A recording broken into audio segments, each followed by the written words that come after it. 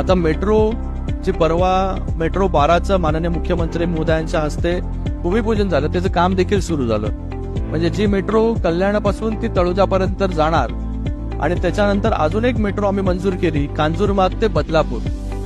ही जी metro आहे ही metro या शहरांना कनेक्ट करेल.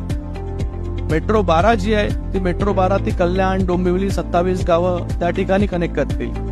आणि ही जी मेट्रो आहे कांजूरमार्ग पासूनची बदलापूर पर्यंत जाणार आहे ती आपल्या पाईपलाईन रोडवरून थेट बदलापूर पर्यंत जाणार आहे. म्हणजे आपल्याला शहरातून बाहेर निघाल्यानंतर 15-10 मिनिटांमध्ये मेट्रो आपण पकडू शकतो.